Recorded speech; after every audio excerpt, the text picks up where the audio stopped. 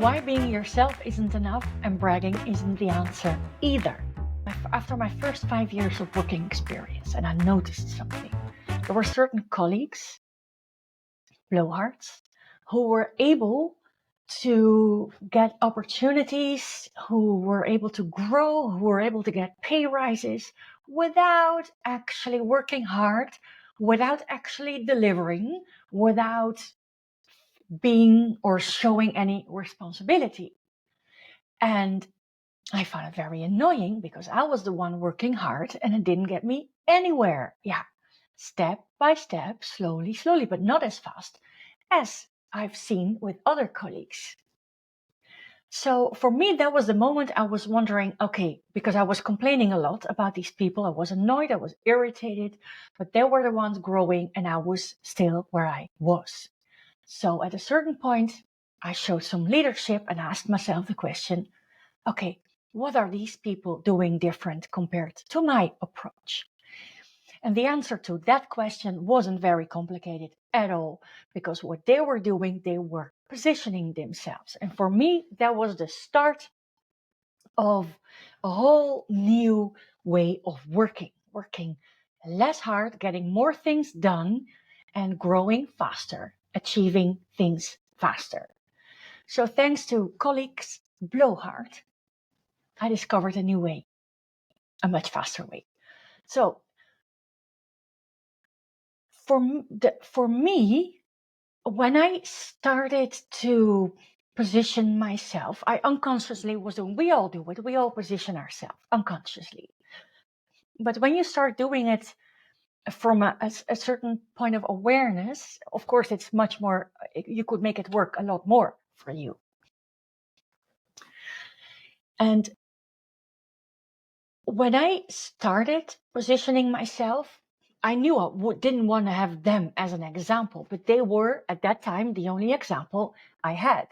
So at a certain point when I was trying to position myself and get things done in a different way, sometimes it would feel uncomfortable. It would feel like, okay, I am doing this, but it doesn't really feel me.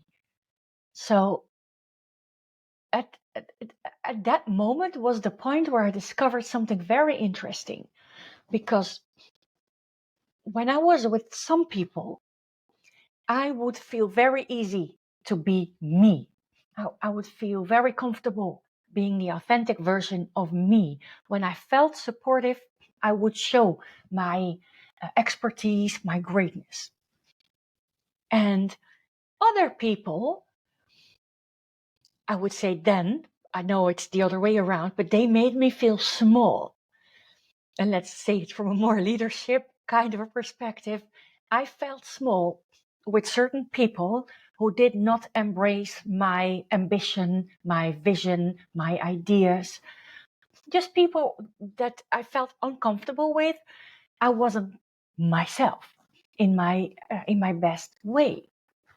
So from this discovery brought me something really useful and interesting, because how I presented myself or how I positioned myself was depending on the person or people on the other side of the table. Positive and less positive way.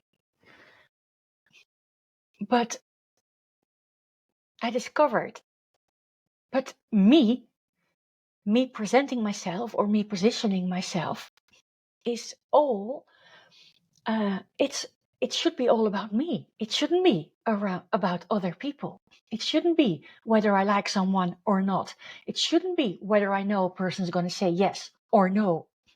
It shouldn't be about the other people. It should be about me. It should be about me. So it wasn't about the other people. So for me, this gave me an insight that changed everything.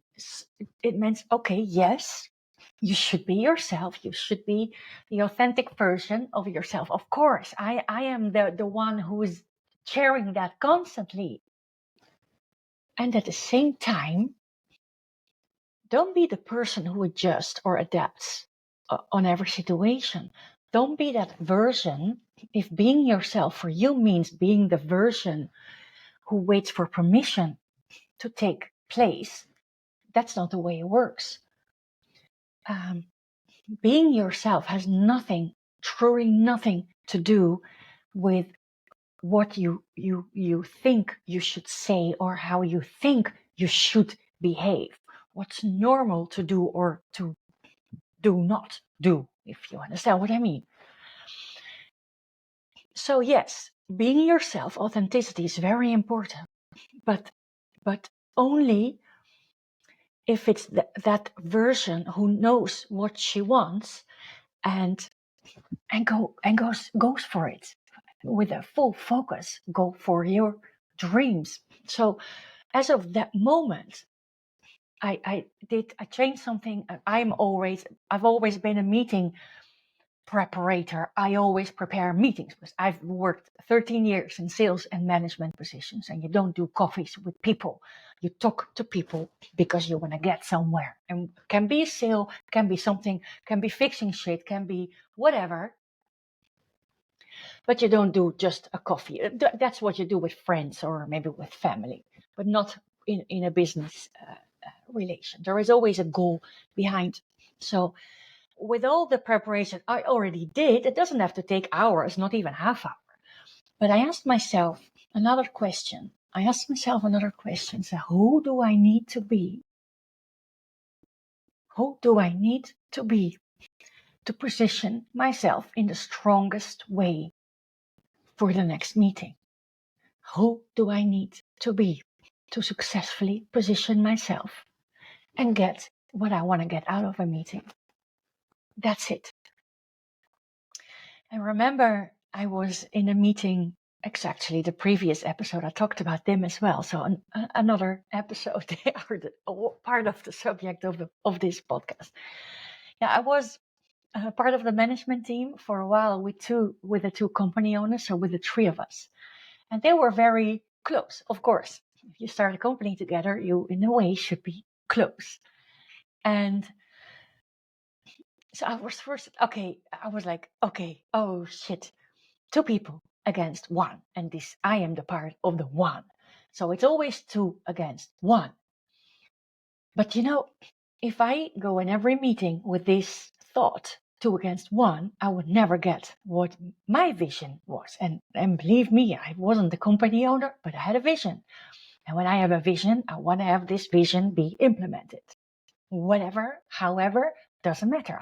I have a vision and there is a reason why I have this vision, so let's go for it.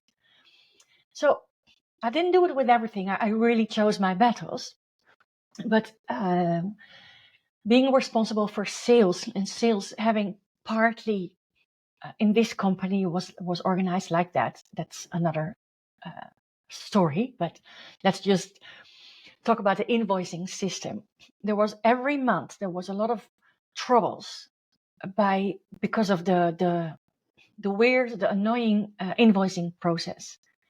And not only my teams were complaining, also on the operations side, also on the finance department and small finance department. And I was like, okay, this is going to change. This is going to change. And it hasn't been changed for years, and people were complaining for years. I guess I don't care. Whatever people say, this is going to change. It's a waste of time. It's a waste of energy. I prefer to spend my and others' energy on a different thing. Sales, maybe, for example. So I managed. I changed from, oh shit, two against one to, okay, whatever. This is very important to me. Let's see how I'm gonna manage for them to change this invoicing process. And it worked. It wasn't actually that difficult, but I just did again the right preparation. So they were like, okay, let's go for it. Within 2 weeks. Wasn't finished yet, but we were very far already after 2 weeks, within 2 weeks. So yeah, so the lesson I want to give you by sharing this is Being good, first of all, isn't enough. I hope if you listen to this podcast, you know this already. You have to position yourself as well to get what you want, to achieve what you want. Not by working harder, not by screaming or talking loud or talking a lot, no, but by just showing people what you stand for in every situation, whoever you face. Whoever you face, of course, by being yourself. But if you truly talk about the authentic version of you, it is the version who finds it very logic, who finds it normal, who finds it necessary that nobody can overlook you or your vision anymore. So don't confuse this with who you think you need to be, or what you think you need to say, or what you think you need to, how you think you need to behave.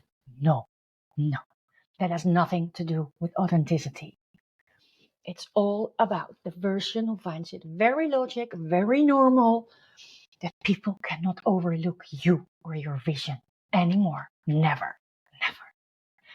Please share your thoughts on this subject, and thank you for listening. Bye.